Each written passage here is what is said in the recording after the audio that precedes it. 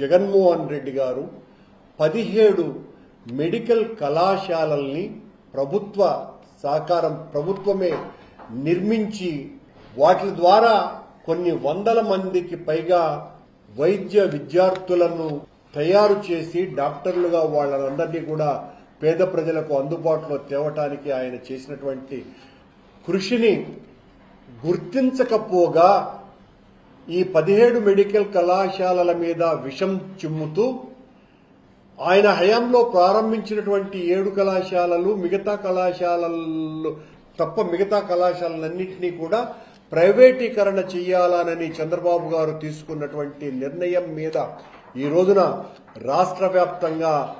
ప్రజా సంఘాలన్నీ కూడా బగ్గుమంటున్నటువంటి విషయం మనకందరికీ కూడా తెలుసును. జగన్మోహన్ రెడ్డి గారు మొన్న పత్రికా సమావేశంలో ఒక గొప్ప మాటను మాట్లాడడం జరిగింది. పని చెయ్యటమే తెలుసు గాని జగన్మోహన్ రెడ్డి గారికి పేదలకు మంచి జరగాల అన్నటువంటి తపనే తప్ప నేను చేసినటువంటి మంచి నేను దాన్ని డప్పు కొట్టుకొని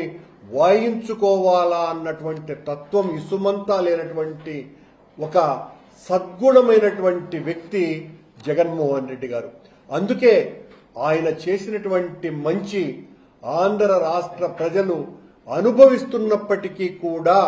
తెలుగుదేశం పార్టీ జనసేన పార్టీలు చేసినటువంటి విష ప్రచారం కారణంగా జగన్మోహన్ రెడ్డి గారు చేసినటువంటి మంచి మరుగున పడింది అన్నటువంటి విషయంలో ఏ రకమైనటువంటి అభ్యంతరాలు లేవు. జగన్మోహన్ రెడ్డి గారు చేసినంత మంచి జగన్మోహన్ రెడ్డి గారు పేద ప్రజల పట్ల చూపించినటువంటి బాధ్యతాయుతమైనటువంటి ప్రవర్తన ప్రపంచ రాజకీయాలలో ఏ రాజకీయ నాయకుడు రాజకీయవేత్త కూడా ఇంత గొప్పగా పనిచేసినటువంటి వ్యక్తి లేడునని ఈ రోజున ప్రజలందరూ కూడా భావించుకోవాల్సినటువంటి పరిస్థితి మనమందరం కూడా చూస్తున్నాం. జగన్మోహన్ రెడ్డి గారు ముఖ్యమంత్రిగా ఉండగా ఆ 17 మెడికల్ కళాశాలలే కాకుండా తిరుపతిలో ఒక అద్భుతమైనటువంటి ఆలోచన చేశారు జగన్మోహన్ రెడ్డి గారు. విభజిత ఆంధ్ర రాష్ట్రంలో ఆనాడు సమైక్య ఆంధ్రప్రదేశ్లో చిన్నపిల్లల కోసమని ప్రత్యేకంగా ఏర్పాటు చేసిన నీలోఫర్ హాస్పిటల్ కు మిన్నగా దాన్ని తలదన్నే విధంగా మనం ఒక గొప్ప వైద్యశాలను నిర్మించాలా అన్నటువంటి సంకల్ప బలంతో ఆయన తిరుపతిలో టీటీడీ వారి ఆధ్వర్యంలో పద్మావతి చిన్నపిల్లల సూపర్ స్పెషాలిటీ హాస్పిటల్ని అధునాతనమైనటువంటి సాంకేతిక పరిజ్ఞానంతో నిర్మించాలా అని తలపెట్టి దానికి అనుగుణంగా మొట్టమొదట ఆయన 2021 అక్టోబర్ 3వ తారీఖున చిన్నపిల్లల గుండె ఆపరేషన్లకు సంబంధించిన సూపర్ స్పెషాలిటీ హాస్పిటల్ని ఆ రోజున బ్రహ్మోత్సవాల సందర్భంగా ధ్వజారోహణ సందర్భంగా ఆయన స్వామివారికి పట్టు వస్త్రాలు సమర్పించే రోజున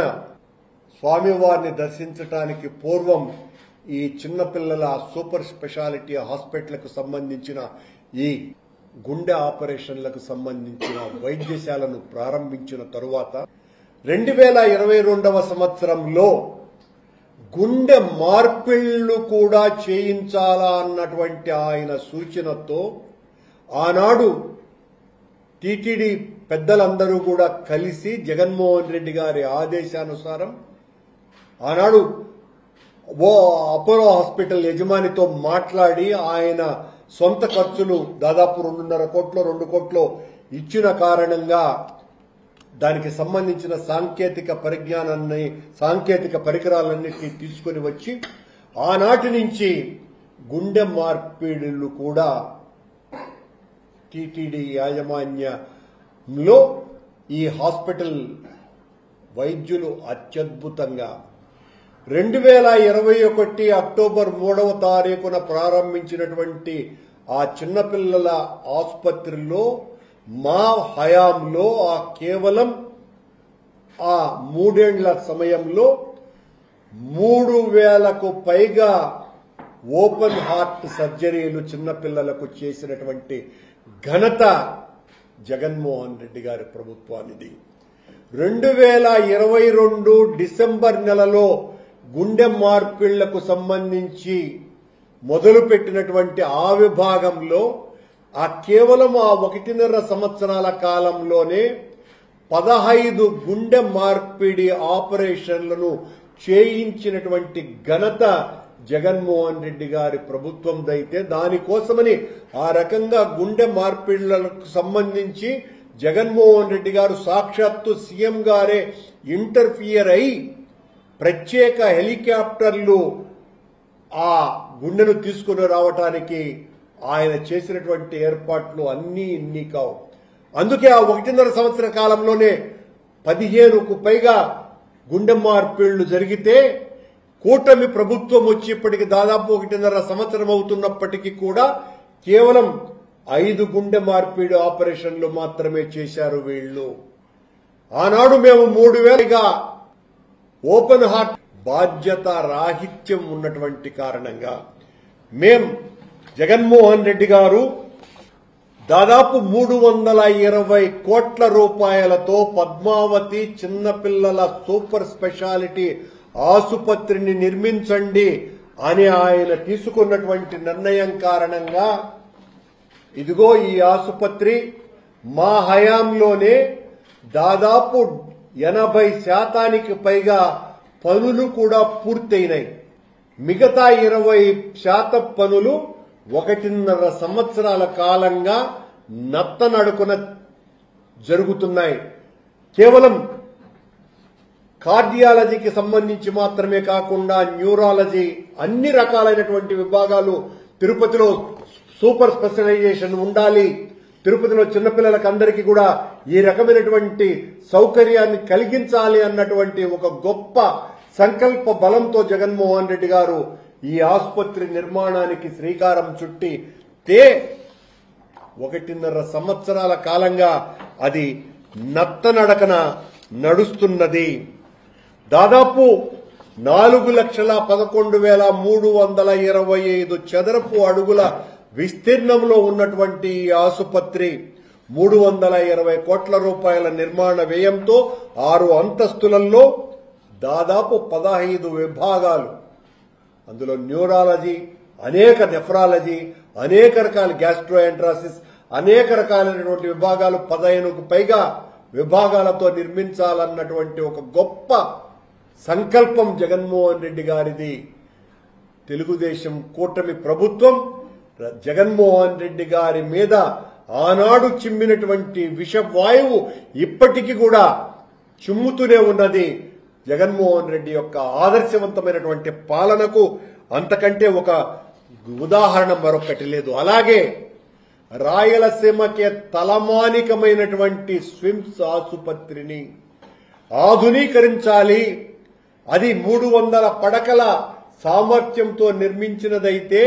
ఈ రోజున 1200 మందికి పైగా కిటకిటలాడుతూ పడకలు బయట కూడా వేసేటువంటి పరిస్థితికి వస్తే దాన్ని చూసి చలించిపోయినటువంటి జగన్మోహన్ రెడ్డి గారు ఇలా కాదు, దీన్ని ఆధునీకరించండి అని ఆయన చెప్పినటువంటి ఆదేశాల అనుసారం మేము అధికారంలో ఉండగా 200 కోట్ల రూపాయలతో స్విమ్స్ ఆసుపత్రిని మొత్తము కూడా 3 ఫేసెస్ లో ఆధునీకరించాలన్నటువంటి నిర్ణయం తీసుకొని దానికి టెండర్లను కూడా ఆహ్వానించటమే కాకుండా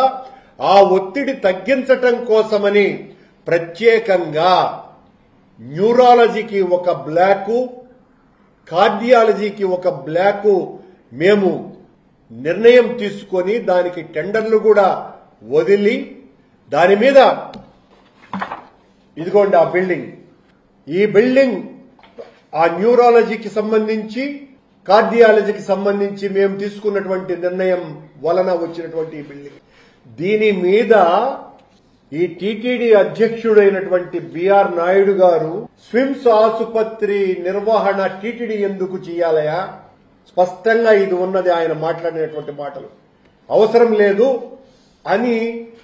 ఈ నిర్మాణ పనులన్నీ కూడా స్విమ్స్ ఆధునీకరణని కొత్తగా మేము మరొక నిర్ణయం కూడా తీసుకున్నాం. స్విమ్స్ ఆధ్వర్యంలో కొత్తగా క్యాన్సర్ డిపార్ట్మెంట్ ను ఏర్పాటు చేయాలని నేను అధ్యక్షుడిగా ఉన్నప్పుడే తీర్మానం కూడా చేయటం జరిగింది. వీటిలన్నింటినీ కూడా తుంగలో తొక్కి ఆ కాంట్రాక్టర్లకి మా మీద అవినీతి ఆరోపణలు చేసి ఆ పనులు నత్తనడకన సాగేటట్టుగా చేసి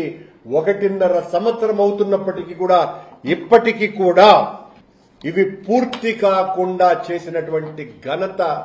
ఈ కూటమి ప్రభుత్వానిది.